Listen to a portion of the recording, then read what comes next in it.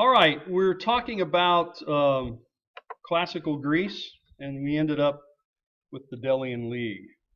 Okay, and remember we said this will mutate, maybe not so mutate, but it will develop into the.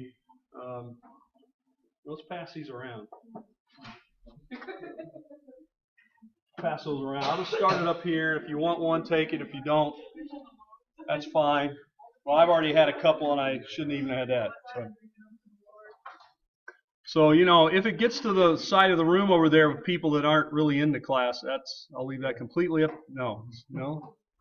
Oh, there's one more. Okay. All right. So have the Krispy Kreme. That's what is called an appeasement. An offering. We had our movie last night with the very Greco-centric movie about Hercules, and I'd never seen it before, but it was fun. A fun film. Interesting they use the Roman name. Hercules, yes. Isn't it Heracles in Greek? Heracles, yes. Why did they do that? Well, it's a more common name, Hercules.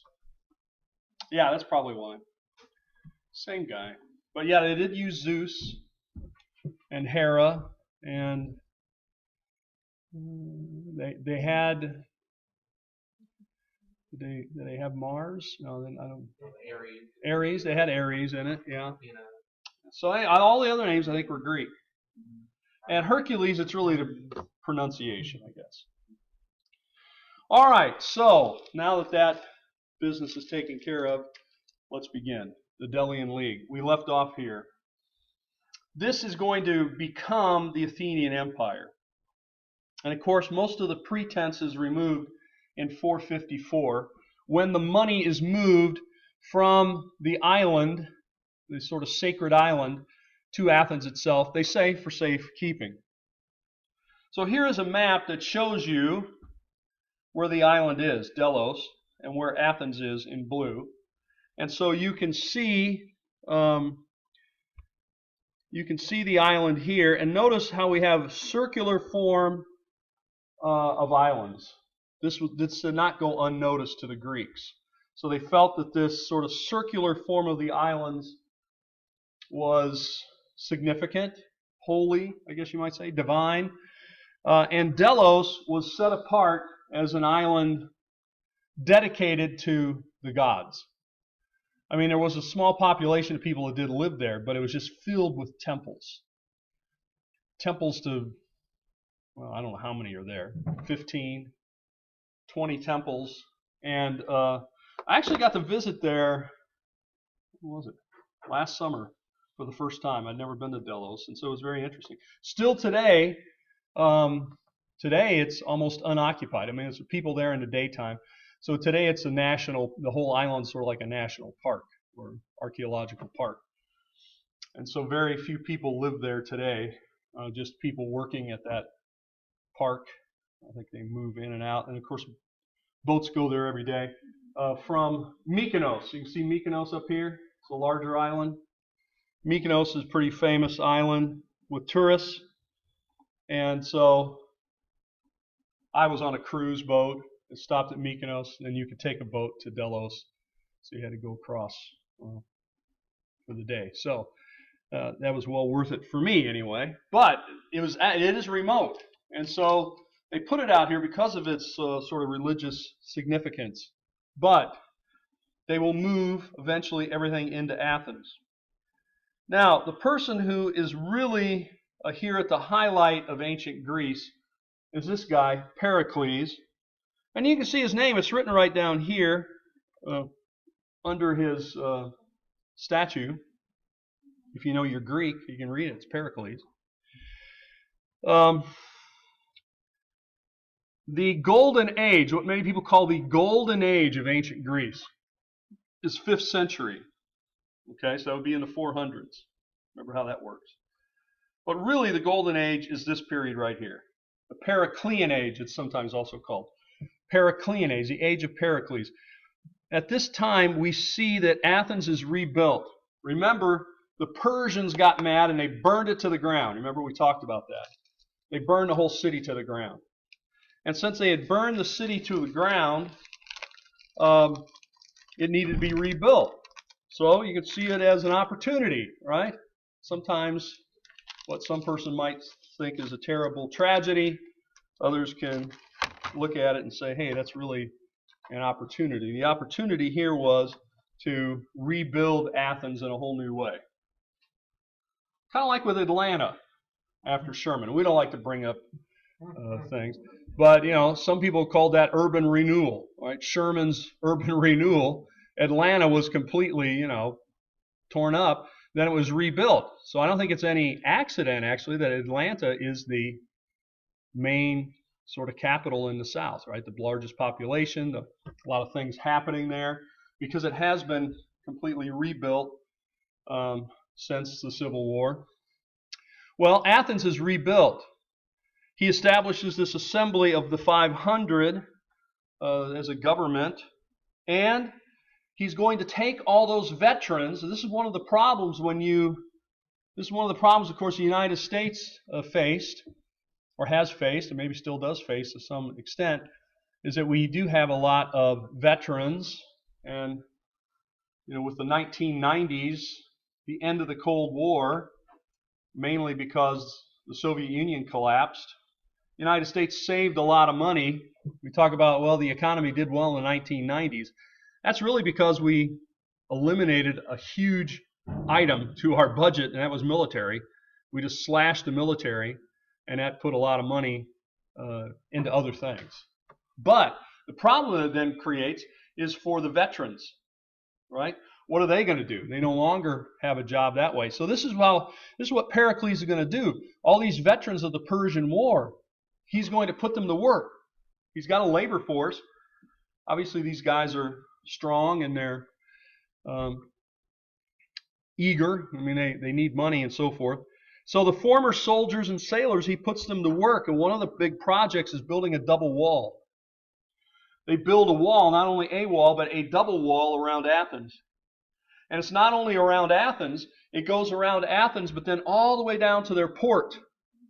The port of Athens is called Piraeus. And they will work on this double wall. Because remember, Athens looks to the sea and their ships. That's their main defense. And so if you would cut Athens off from its harbor, well, I think Athens would have fallen pretty quickly. Because that's their supply line, that's their main line of defense. So they build this double wall around it, the Piraeus. Today, if you go to Athens, I hope someday you get to go to Athens. I've taken students there several times. Anyway, maybe I can do it again, although there's some other kind of trip that goes to Athens. So they don't like me going to Athens, even though I said, hey, we're going to look at different things. Well, we'll see. We can work it out. But if you go to Athens, Piraeus now is, you would just consider like a suburb of Athens. But it is probably, I don't know, 8 or 10 miles away from the ancient city, okay, down to the water. But they built that wall around the harbor and up and then all around the city itself. Okay? Now, with all this money pumping in and all this new building, when you build new things, people get excited, right? Just like I know you're very excited because after spring break, theoretically, after spring break, you will have new things when you come back. Pizza, burgers, and bagels. Did you also have a new party at Reinhardt House? A party at my house? Yeah, you said that's the best party ever. Well, there will be another party this semester, but I don't know if it'll be right after spring break. I'm saying during spring break. Oh, during spring break. No, definitely will not be during spring break. But there will be another party in April. I don't have the date, but in April there will be a party. My mother-in-law is coming to visit very soon, so there won't be any parties. Well, she would like the parties, don't get me wrong, but it's just perhaps too much Is it at a good once. thing she's visiting and no? Because all I hear are horror stories from mother-in-law. I get along very well with my mother-in-law. Especially I'm being recorded on YouTube. No, I do. I get along very well with my mother-in-law. There's no problems there. My mother-in-law likes me a lot, so that's good. That's never a bad thing. Usually the horror stories with mother-in-laws are when your mother-in-law doesn't like you. Well, my mother-in-law likes me, so it's okay. I want to try to keep it that way. So anyway, but no, she would love a party. Yeah, I mean, if I would have a party, but it's spring break. There won't be that many people around. Who knows what people are doing? Timbuktu. What was that slogan? Timbuktu and Tyler too? Oh no, that was Tippecanoe. Tippecanoe. Do you guys know what Tippecanoe is? What?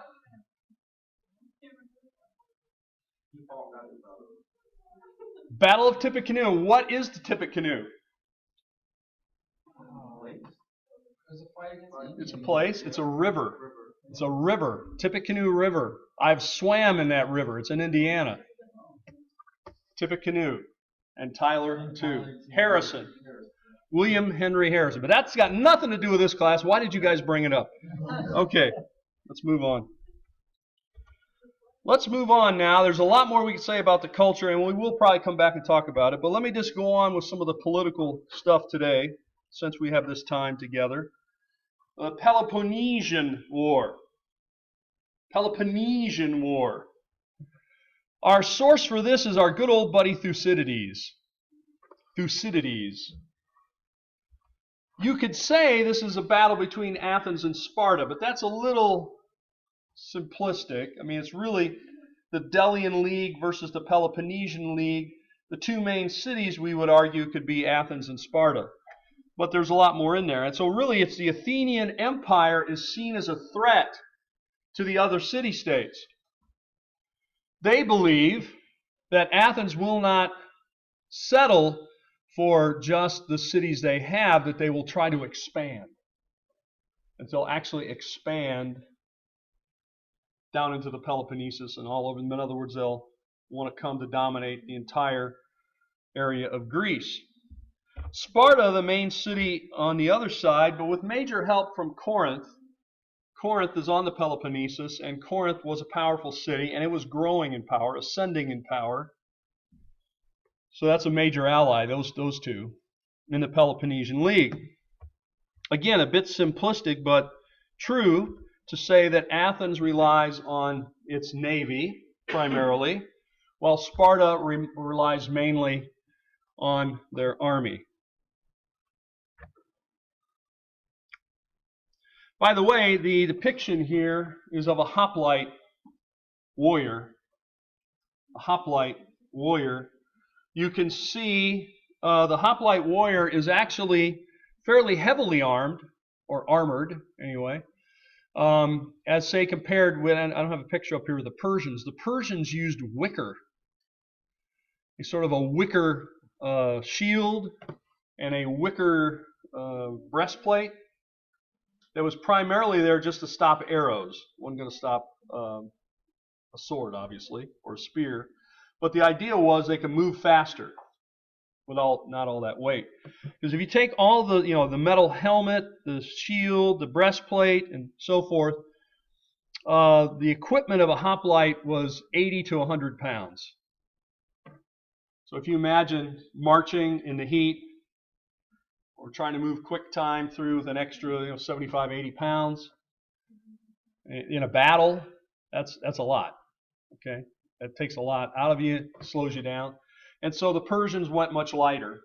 Men could move faster, however, they were not as heavily guarded. And we see ultimately the hoplites in formation are formidable military strategic a way of using their men. In formation, in a phalanx. It's called a phalanx formation. The phalanx then would put, say, maybe 10 men across and 10 men deep, and they would move as a unit. So they would be as big as this room, I would say at least, and they're coming across as sort of a square or rectangle coming at you with spears and swords and shields. Probably going to get out of their way, especially if it's just one or two of you. So it almost forms a almost like a tank-like, armored formation. Okay. Well, anyway, hoplites. So here's the formation of the hoplites, as you can see, just stylized. You can kind of see they come in a block, and they would move in a block, and they would train to move this way. So they would stay in step and move as a unit across the plain, across the battlefield. And here, of course, they're ready for action with their spears up. Sometimes when they're in a defensive posture, they would put the spears down and put the shields up. Just like on Star Trek. Shields up. And then you put it up over your head for arrows coming in, and they would put it off to the side. So in fact, you'd have, shields, literally shields, around the side and up overhead. So it would be difficult, not impossible, but more difficult to penetrate. Say, if they're from a distance, you're probably going to shoot in a bunch of arrows, right? Come raining down on you, which can sort of mess up your day. Raining arrows. Not the old song, It's Raining Men. It's Raining Arrows. You don't know that song, do you? Yeah. You do? Yeah. Oh. Raining Men. Yeah. Isn't Okay. by, Gloria Stephen? I don't think so. It was two women, and it was written by Paul Schaefer. Believe it or not, Paul Schaefer of David Letterman show. Read. No, it's the Somebody Sisters or the Someone Girls or The Weather Girls. the Weather Girls. Yeah. Yeah. I'm pretty sure my parents told it to me, so I know all the good music. You know all the good music. Well, let's talk about the first phase of the war. It's raining, in this case, triremes.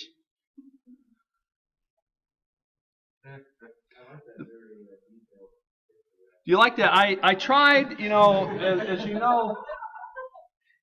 you know, I'm a gifted artist, and I wanted to give you an illustration which I slaved over for many seconds, many minutes, and to give you the cross section. This is a cross section of a trireme. And I don't want to overwhelm you with my illustrative skills, but there it is. So we'll talk about that in a moment. So basically, again, a bit oversimplified, when Sparta would attack, they would attack with their land forces. And Athens had those double walls. Supposedly the double walls were built to hold off the Persians, but they end up holding off other Greeks. So really what we have here is a civil war. Greek versus Greek.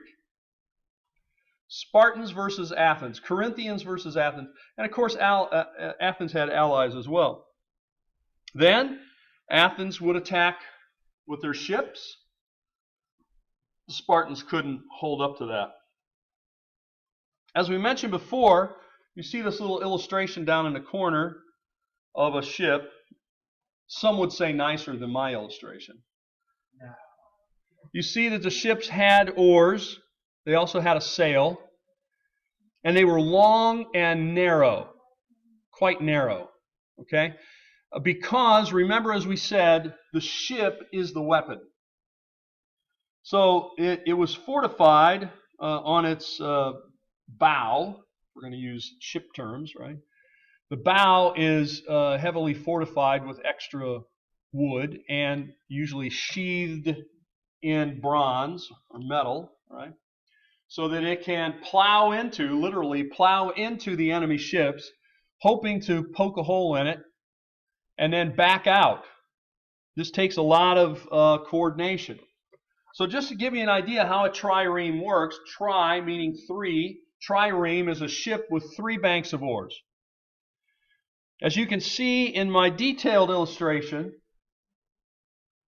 the people rowing are elevated in different levels of the ship, and then they have oars that are different lengths, right?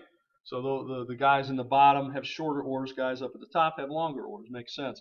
Now, it sounds good, and it's a good way to get a lot of extra rowing in, because you would have that, plus you'd have banks of these oars up and down the ship on both sides.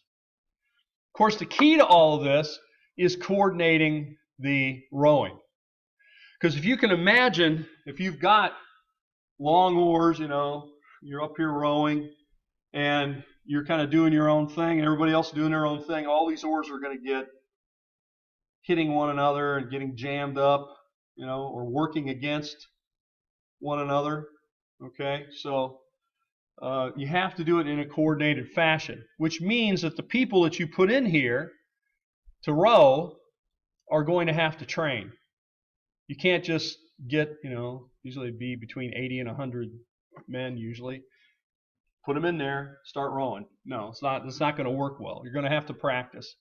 And they're going to have to learn how to work together, to know how to turn, to know how to get up to speed for ramming, to know then right after you ram and hit that you've got to reverse and come out, try to back out. All that stuff takes coordination.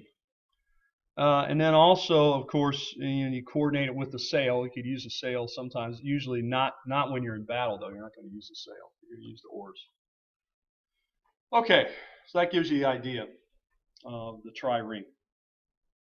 The trireme. A plague hits Athens in about 430. This is during that first phase of the war. And obviously this makes a big impact on the war. It weakens Athens. Many people say, well, they were hiding in there behind their walls, and when the plague got in there, it's going to stay. About 1/3 of the population died during this outbreak of about a year. Okay. What kind of plague was it? I don't think we really know. You can look at some of the symptoms. In fact, I met a man at a conference I was at many moons ago, who studied disease in the ancient world. And he wrote a paper about it. He was actually looking at disease. He was looking at the Black Plague that hit Europe, but he was looking at it in the Islamic world before it got to Europe. And he was looking at the depictions of it. I said, well, how do you study this? He actually worked for a pharmaceutical company. What was it? Glasgow Wellcome, which is a big pharmaceutical company in England. He was an American, but he was working in England. And he was at this conference. So anyway, I was interested in talking to him, but he got to research all this stuff all the time. I said, well, how do you figure out what disease it is? And he says, basically, you have to go to any sources you can find and translate them. And he would look very specifically for the descriptions of the people, what they looked like, how long was it from the first noticing of the disease to when the person died, any symptoms, how it spread. And they would record all those factors, and then they would actually try to compare them against known diseases. Yes? It says it was there's 5 different things that they agreed upon, which was smallpox and typhoid, and then pustular rash. Ooh, yeah, I don't like that. And diarrhea. Well, yeah, diarrhea is, yeah. Cholera. Cholera has diarrhea. Cholera is spread by bacteria, and we won't describe it all here, but it's not pleasant. So yes, I don't think there is a determination exactly of what this disease was, but it was severe enough that 1/3. I've even heard people try to claim that it might have been the same kind of bacterial infection that you had during the Black Plague. One guy wrote an article to that effect one time. So I asked this guy about that. He said, well, we're not really sure. So anyway, at any rate, one thing we are sure of, about 1/3 of the people died, including our buddy Pericles. Okay, so the Periclean age ends in 429 when he ends. And he ends because he gets this disease. But the war continues on after him. This phase of the war continues on until 421, until finally they determine that it's somewhat of a stalemate, and so they have a truce. And they actually draw up a peace agreement called the Peace of Nicetas in 421 BC. Now we call it the first phase because there will be another. This isn't the end, complete end, but there is a pause, I guess you might say. It's a tense peace. There's not really trust there between the parties, but it's there. Okay.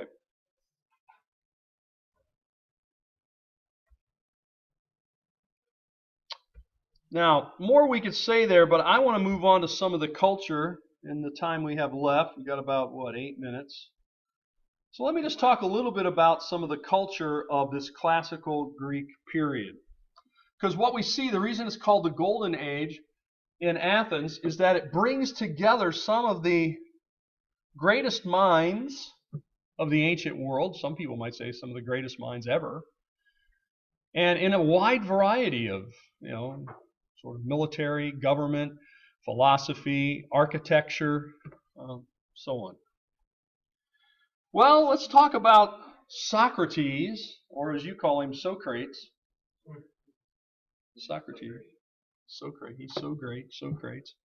Socrates, 469 to 399. Socrates would not be very pleased with my course, perhaps like you. Socrates, like you, may not be pleased with my course. Why? Because I tend to lecture. Socrates did not lecture. In fact, when you say somebody is teaching by the Socratic method, and sometimes people say, oh, that would be good. Lectures are boring. Yeah, but that puts really all the work on you. All I have to do is just stand here and ask some questions, and then it's all up to you. And then when you don't say anything, I just stand here until you do. Now, there's some other techniques to it, I suppose, but I have avoided it. Perhaps I shouldn't. Perhaps I should use it more. But I have not used it. Certainly Socrates would say I'm not. Because what I should do is just ask you questions about ancient Greece. Ask you questions about government and Pericles. Ask you questions about philosophy and Socrates and so forth. Just constantly ask you questions, give you no answers. Only questions. And then when you give some answers, then I ask you another question. Now, in fact, Socrates' technique really, I don't know if people follow it to the T, but if they did, Socrates basically was trying to get you to say you didn't know. I've been teaching college for a long time now. It surprises me how long I've survived. And every year, I meet a lot of people that already know everything. It's pretty amazing that I could meet so many people that already know everything. So it's like, you have nothing to teach me. See, I'm here because I got to be here, and it's a requirement. But either I don't need this stuff or I already know it. It's not important, whatever. Okay. Now, if that's your attitude, it's very difficult for you to learn. And this is what Socrates would try to do. Socrates would keep questioning you, badgering you, we might say. Just letting you have his question after question until finally you say, I don't know. And then Socrates would say, good. Now you're ready to learn. See? Because you have to admit you don't know if you're ever going to know or know anymore. Right? So that was one thing he was very concerned about. Breaking you down, breaking the person down. And of course, that doesn't make you a lot of friends, especially when you're in a group and I just keep questioning you until you have to admit to everyone you don't know. A lot of people don't like that. Okay? I don't do it, but maybe I should. Socrates, unlike the earlier philosophers who were very concerned with the basic elements of culture, in other words, fire and water And the earth. So what is the basic elements? You know, then you put wind in there, you got yourself a band, right? Earth, wind, and fire. You guys never heard of them, right? Earth, wind, and fire, the great band. Well, but they were very concerned about these basic elements. And if we could get the basic principle. For example, if it's fire, fire is the basic element, then fire then transforms. One thing we know fire, like you can take a giant building, set it on fire, reduces it down to very little, gives off a lot of energy. It transforms. Fire is transformative of nature, of the universe, and also provides heat and energy. So anyway, they tried to do that. Socrates wasn't concerned about that. What he was concerned about was with people. People. And how people live and what people believe. He would say he's concerned with man and his ethics. Okay? So in other words, how should we live? What do you believe? What is right? What is wrong? Ethical things. Ethics is really a sub-discipline of philosophy, and ethics has to do with what is ought. We don't use the word ought much. What is right? What ought I to do? What ought you to do? So that has an implication. There is something right, and there is potentially something wrong. He's accused of atheism, of corrupting the youth, and he's forced to drink hemlock. Now, some people say he committed suicide. I think if you're forced to do it, it's not really suicide. But he was given two options: be banished from Athens for the rest of his life, where he'd always lived. I don't know how old he was at the time, in his 60s at the time when this happened. Or drink the hemlock. He decided to drink the hemlock. And probably much like me, he kept talking until he died. He just kept talking and talking, because, you know, it's recorded. Plato records his sort of final oration, and he just keeps talking. He drank the poison, and come on, Socrates, you're dying, buddy. Just let go. No, one more thing. Just one more thing. No, don't forget to shine your shoes? No, to hit a cow or something. To do what? Hit a cow? Pay for the cow. Pay for the cow. I think that's something that mothers say. You know, why pay for the cow when the milk is free? That's what comes to my mind. That's the only saying I know. Jack and the Beanstalk. Oh, buy a cow, yeah. Well, I think what my mother was saying was something very different. But anyway, Plato and Xenophon are his students. And so Socrates had no writings at all. So if somebody comes up to you in a parking lot out here and says, hey, you know, you want to buy the collected works of Socrates, you'll know that is wrong. I had a guy do that to me once in a McDonald's parking lot. It wasn't Socrates' writings. It was a whole set of wrenches. He goes, hey, come here, take a look. And he popped open his trunk, and it was like a display case. He had black velvet in there, had all these chrome ratchet sets and stuff he wanted to sell me. In the parking lot. Well, I was walking through the parking lot. He just popped his trunk. Well, on that happy note, since we're being invaded, we will end there. I hope you have a good